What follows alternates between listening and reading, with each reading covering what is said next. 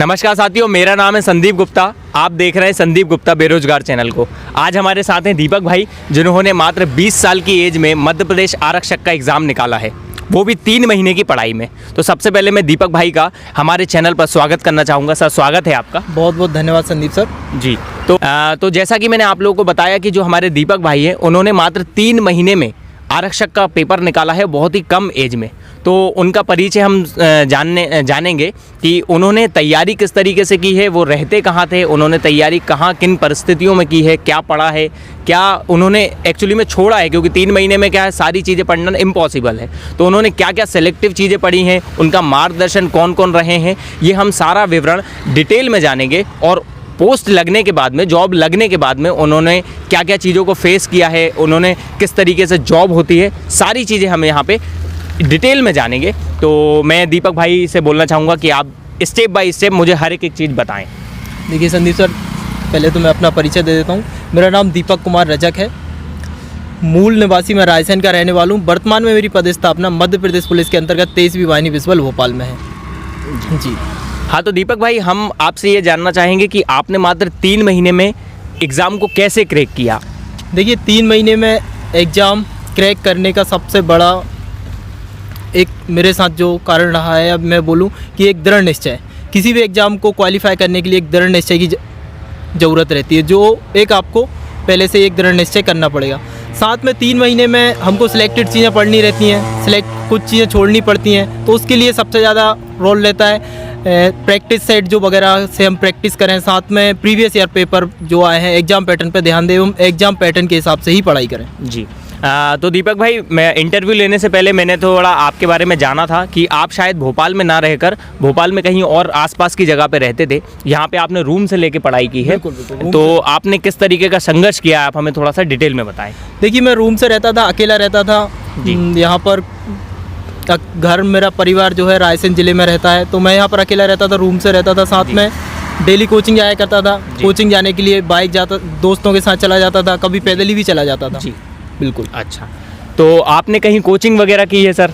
हाँ, कोचिंग मैंने लगभग 3 महीने कोचिंग की थी DIG बंगला पर। अच्छा, और आपने 3 महीने की कोचिंग में ही एक आरक्षक का, एक गवर्नमेंट एग्ज़ाम का आप लोगों ने एग्ज़ाम निकाला है। तो ये आप लोग जो लाखों लोग जो युवा तैयारी कर रहे हैं एग्ज़ाम की, कि हम हाल ही में हम देखें कि जनवरी में आपका पेपर भी होने वाला है, तो आप लोगों के अंदर एक मोटिवेशन आए कि मात्र 3 महीने की तैयारी में, ओनली 90 डेज़ तैयारी करने में एक एग्ज़ाम निकल सकता है। बिल्कुल जी।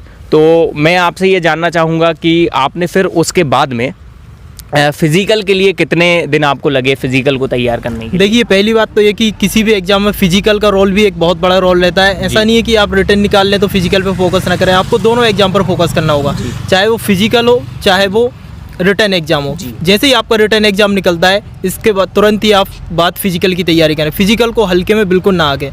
फिजिकल की तैयारी के लिए लगभग मैंने 2 से 3 महीने तैयारी की थी। अपना भोपाल में जो लाल परेड ग्राउंड है, वहाँ पर तैयारी के लिए मैं जाता था जी।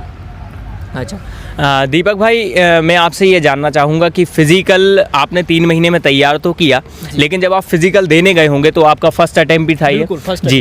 तो आपने जब फिज़िकल जब आप देने गए होंगे तो आपको बहुत मन में हेजिटेशन आई होगी कि कैसे सारे तीनों इवेंट होंगे। तो उसके बारे में थोड़ा डिटेल बताइए कि वहाँ पे किस तरीके से आपको ट्रीट किया जाता है, पहले कौन कौन से इवेंट होते हैं, और उसमें क्या होता है, लोगों को डर भी बना रहता है कि क्या पता हमें छोटी सी गलती के कारण हमें फिज़िकल से बाहर ना कर दिया जाए। तो जो भ्रांतियाँ हैं उनको भी दूर कर दीजिए, और जो एक्चुअल जो चीज़ें आपके साथ हुई हैं वहाँ पे, उनको हमें आप क्लियर बताइए। देखिए, ये तो जाहिर सी बात है, अगर हम पहली बार जाते हैं फिजिकल देने, अगर किसी ने पहले कभी कोई फिजिकल नहीं दिया है, और MP पुलिस की फ़िजिकल के लिए जब मैं गया, मेरा पहला ही फिजिकल था, मैंने इससे पहले कोई फिजिकल नहीं दिया था, ना ही कोई आर्मी का फिजिकल, ना ही कोई जेल पेरिया, कोई भी फिजिकल नहीं दिया था। तो घबराहट तो थी मेरे अंदर भी काफ़ी, मैं नर्वस था। जैसे ही वहाँ पहुँचा तो क्या होगा, अंदर मेरे साथ कैसे ट्रीट करेंगे वो लोग, कभी इस तरीके से मैंने ये चीज़ें देखी नहीं थी। जैसे ही मैं अंदर पहुंचा, बहुत ही घबराया हुआ था, लेकिन मेरे अंदर एक दृढ़ निश्चय था, क्योंकि मुझे पता था, खुद पर कॉन्फिडेंस था कि मैंने प्रैक्टिस की है और मैं अच्छे से कर पाऊंगा। तो उसी दृढ़ निश्चय के साथ में अंदर पहुंचा। जैसे ही अंदर पहुंचा तो सबसे पहले लगभग 50 लोगों का एक ग्रुप बना है, 50 बाई 50 करके दौड़ाते हो। अच्छा। तो 50 लोगों को की हमारी रनिंग कराई गई। अच्छा, रनिंग में एक चीज़ बहुत अच्छी है मध्य प्रदेश पुलिस में, उसमें क्या है कि आपके पैर में चिप बांध दी जाती है, तो जैसे ही आप सेंसर क्रॉस करेंगे ना उसके बाद टाइमिंग शुरू होगी आपकी। ऐसा नहीं है कि जो 50 लोगों में जो बंदा पीछे रह जाएगा तो उसकी टाइमिंग सेम टाइम से शुरू। अच्छा, जैसे ही आपकी चिप, जैसा आर्मी में होता है वैसा सिस्टम नहीं है, खुद के पास अपना पर्टिकुलर अपना टाइम है। अगर आप चाहते हैं भीड़ में नहीं दौड़ना चाहते, आप 2 सेकंड रुक जाइए, 50 लड़कों का जो भीड़ है वो थोड़ा आगे बढ़ जाएगा। इसके बाद आप सेंसर क्रॉस कीजिए, तब से आपकी टाइमिंग शुरू होगी। अच्छा। जैसे ही मैंने 2 राउंड हुए, 400 मीटर के 2 राउंड लगाए, इसके बाद काफ़ी थक जाता है इंसान,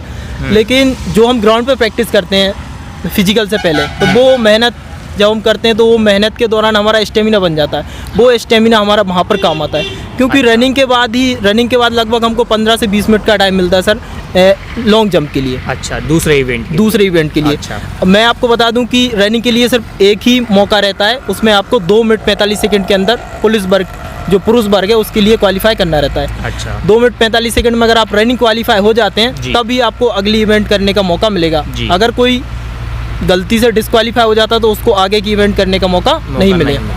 अच्छा। साथ में ही अगला इवेंट जो मैं बता रहा हूँ कि अगला इवेंट जो रहता है अपना लॉन्ग जंप रहता है। लॉन्ग जंप में आपको 3 मौके मिलते हैं, मतलब 3 प्रयास में आपको लॉन्ग जंप जो पुरुष वर्ग के लिए है वो 13 फीट आपको क्रॉस करना है। तो आसानी से अगर प्रैक्टिस किए तो आप आसानी से वो चीज़ कर पाते हैं। इसके बाद लगभग 10 से 15 मिनट का समय और मिलता है, क्योंकि कैंडिडेट कम होते जाते हैं रनिंग में, कुछ कैंडिडेट बाहर हो जाते हैं जिन लोगों ने प्रैक्टिस नहीं की होती है, तो फिर तुरंत बाद ही हमारा गोला फेंक हो जाता है। उसके लिए भी हमें 3 मौके मिलते हैं, जिसमें से आपको एक बार फेंकना है, जो आपको पुरुष वर्ग के लिए 19 फीट फेंकना रहता है। साथ ही गोले का वजन 7 किलो 263 ग्राम रहता है। अच्छा, तो मतलब कुल मिला के हम देखें जाएँ तो रनिंग के लिए मात्र एक चांस मिलता है, और उसके साथ अगले जो दो इवेंट हैं जैसे कि लॉन्ग जंप और गोला फेंक, तो उसके लिए आपको 3 चांस मिलेंगे और एक चांस में आपको क्वालिफाई करना है। अगर जैसे आप पहले ही प्रयास में क्वालिफाई कर लेते तो आपको अगले 2 चांस करने की जरूरत नहीं है। ठीक जी। तो हम देखेंगे कि फिजिकल के बाद में एक बहुत ही बच्चों के मन में एक डर होता है कि हमारी क्या पता हमारी हाइट है या नहीं है, हमारा चेस्ट है या नहीं, हमारी आंखों में कोई दिक्कत ना हो। क्या होता है लोग बाग बहुत ज़्यादा रात भर पढ़ते हैं तो उनकी आंखों में क्या थोड़ी सी प्रॉब्लम भी आ जाती है, तो थोड़ी बहुत प्रॉब्लम से वो क्या उनके मन में थोड़ा सा डर बना होता है, थोड़े बहुत से वो डीमोटिवेट होते हैं, अपनी पढ़ाई को लेकर भी होते हैं, फिर वो मेडिकल को लेकर भी होते हैं। तो आपके बाद में फिजिकल के बाद में जब मेडिकल हुआ, तब मेडिकल में एक्चुअल में क्या हुआ, आप हमें उसके बारे में बताइए। देखिए, किसी भी अभ्यर्थी के मन में थोड़ा वो डर रहना एक स्वाभाविक सी बात है। कब कोई भी काम हम पहली बार करते हैं तो थोड़ा सा डर महसूस होता है, लेकिन अगर हम सही है तो हमको डरने की जरूरत नहीं है। अब जैसे मध्य प्रदेश पुलिस में जो आरक्षक का मेडिकल होता है उसके लिए मैं बताऊं सामान्य मेडिकल होता है। अच्छा। कोई इतना ज़्यादा हैविली नहीं होता है कि बहुत ज़्यादा, जिस तरीके से आर्मी वगैरह के या पैरामिलिट्री फोर्सेस के मेडिकल होते हैं। जो मध्य प्रदेश पुलिस में जो आरक्षक के लिए मेडिकल होता है उसमें सबसे पहले जैसे आप जाएंगे तो आपकी हाइट चेक की जाएगी। अच्छा। हाइट आपकी जो पुरुष वर्ग के लिए 168 सेंटीमीटर होना अनिवार्य है जी। तो हाइट का एक बहुत बड़ा रोल रहता है। अगर आपकी हाइट कम है तो थोड़ा में आप दिक्कत में आ सकते हैं। जैसे ही आपकी हाइट चेक हो जाएगी तो आपका चेस्ट चेक किया जाएगा, मतलब कि सीना नापा जाएगा। सीने के लिए आपको जो है 81 सेंटीमीटर सीना व्यक्ति का होना चाहिए और साथ में 5 सेंटीमीटर फूलना भी चाहिए। बाकी जो फूल जाता है नॉर्मल सी बात है, उसमें डरने की कोई ज़रूरत नहीं है। जैसे ही आप चेस्ट का आपका हो जाता है, इसके बाद अगला जो रहेगा प्रोसीजर, उसमें प्रोसीजर के तहत आएगा आपका कलर ब्लाइंडनेस। उसके लिए कुछ कलर रहते हैं एक बुक में, कलर चेक करने रहते हैं कि ये रेड है, ये ब्लू है। बस इस तरीके से, उसमें भी डरने की जरूरत नहीं है, नॉर्मल। हाँ जी। लेकिन आई का जो थोड़ा ऐसा रहता है, कलर ब्राइटनेस के अलावा भी लोगों को थोड़ा दूर का ना दिखना, बिल्कुल उसमें क्या इसके लिए जो है ना एक बॉक्स रहता है सामने जिसपे कुछ अक्षर लिखे रहते हैं जिनको हमको पढ़ना रहता है। अगर आप टोटल मेडिकली फिट हैं और आपकी आइज में कोई प्रॉब्लम नहीं है तो बिल्कुल भी दिक्कत नहीं जाएगी। साथ में जो है कि अपन विजन के हिसाब से बोले तो 6x6 विजन होना चाहिए। बाकी कुछ हद तक 6x9 तक विजन चल जाता है आराम से, जिसमें व्यक्ति पढ़ पाता है। अच्छा। तो जैसे ही हम देखेंगे कि आपका जैसे ही आपने एग्ज़ाम दिया, आपने फिजिकल दिया, उसके बाद में आप मेडिकल भी आप क्वालिफाई करते हैं, तो सबसे जो फर्स्ट स्टेप होता है जॉब का वो होता है ट्रेनिंग पीरियड। बिल्कुल। तो ट्रेनिंग पीरियड में आपको किस तरीके से सुनने में ऐसा आता है आर्मी का ट्रेनिंग बहुत ज़्यादा हार्ड होता है, पुलिस का ट्रेनिंग बहुत ज़्यादा हार्ड होता है, तो एक्चुअल में कितना हार्ड होता है आपके मुँह से ही हम सुनना चाहिए। देखिए, ट्रेनिंग मेरे हिसाब से किसी भी जो पुलिस का जवान होगा या कोई भी जवान हो, मुझे तो पुलिस की जानकारी है, एक गोल्डन टाइम रहता है जो आपको पूरी ज़िंदगी भर याद रहेगा।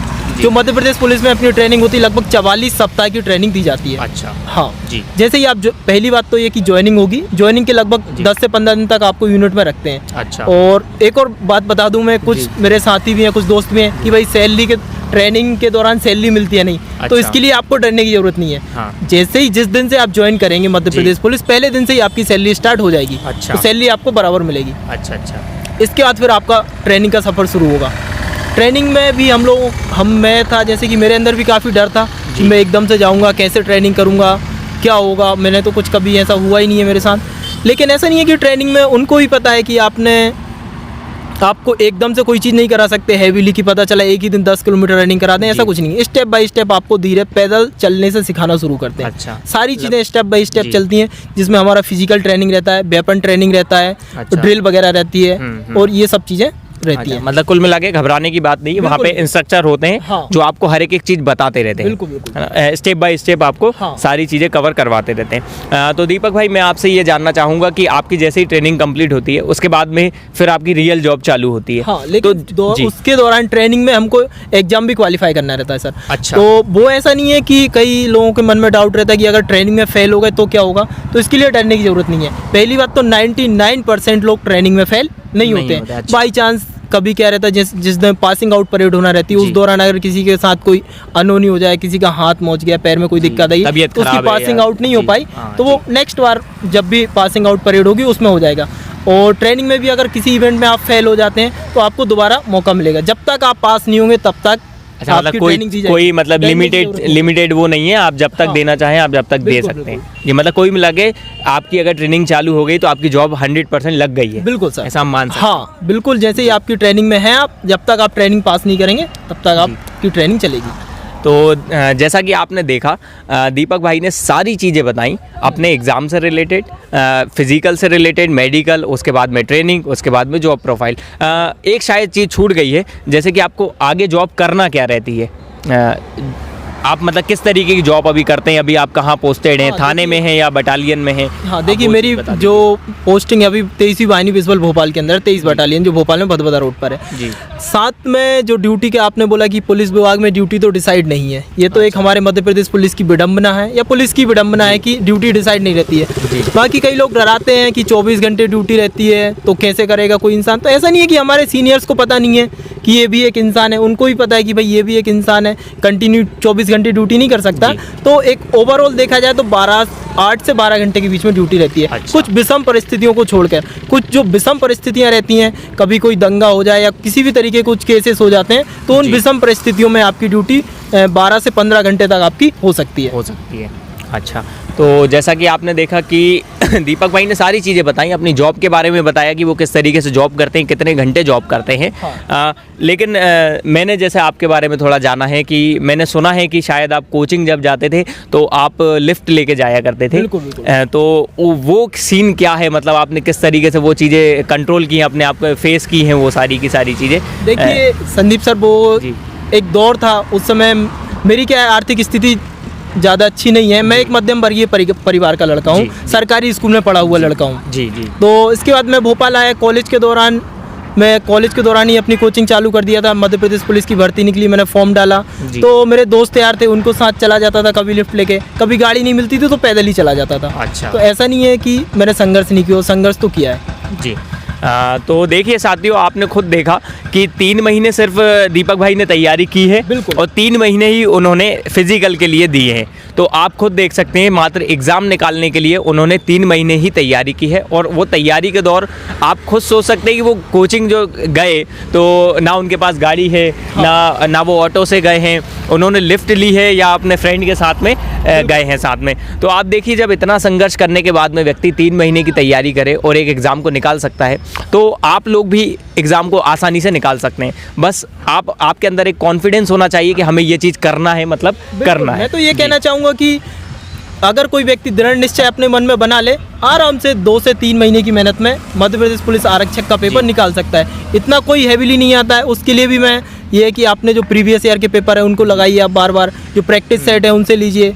और कई सारी सुविधाएं हो गई हैं यूट्यूब हाँ। के माध्यम से, और यूट्यूब से आप आराम से पढ़ सकते हैं और टेस्ट सीरीज वगैरह लगा सकते हैं। टेस्ट आजकल तो सीरीज कितना पे आसान ज़्यादा हो ध्यान देना चाहिए इंसान को। उससे काफ़ी टाइम मैनेजमेंट होता है इंसान का। और जो अपने अंदर कई सारे जो मन में रहते हैं पेपर, वहाँ पर कैसा होगा, तो आप पहले से ही अगर हम टेस्ट सीरीज लगाते आ रहे हैं तो मन के अंदर जो विडम्बना है वो ख़त्म हो जाती है। देखिए सर, और इसके साथ एक चीज़ और है अपने साथ। अब जब मैं 2017 के टाइम पे लगभग मेरा ये पेपर हुआ था और फिजिकल हुआ था, उस समय इतनी सोशल मीडिया की अवेयरनेस नहीं थी, यूट्यूब पर चैनल नहीं थे। जैसे आप एक चैनल चला रहे हैं जिसके माध्यम से बच्चों को अवेयर कर रहे हैं, तो साथ ही में जो लोग इस वीडियो को देख रहे हैं उनसे भी बोलूँगा इस वीडियो को ज़्यादा से ज़्यादा फैलाएं, और साथ ही जो लोग मतलब जिस तरीके से मेरे अंदर जो डर था वो डर को दूर कर पाएँ, उनको भी पता चले कि कोई इतना ज़्यादा मेडिकल में दिक्कत नहीं आती, फिजिकल में दिक्कत नहीं आती, तो ये वीडियो को उन तक पहुँचाएँ जो ज़रूरतमंद हैं। धन्यवाद दीपक भाई।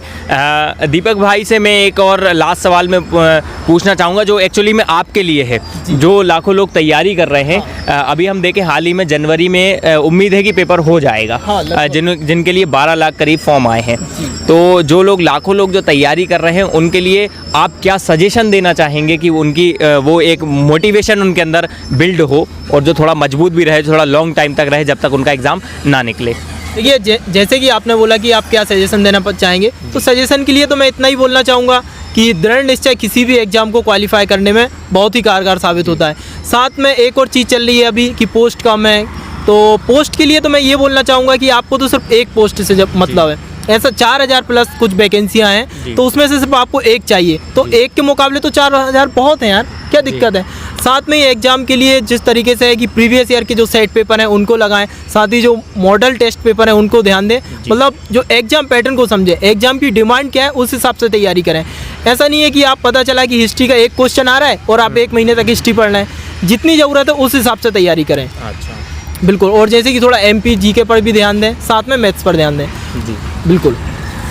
तो साथियों, आपने देखा ये हमारा एक मोटिवेशनल वीडियो था जिसमें आपने जाना कि 3 महीने की तैयारी में भी एग्ज़ाम निकाला जा सकता है, और दीपक भाई ने बहुत ज़्यादा मेहनत करके एग्ज़ाम को निकाला है।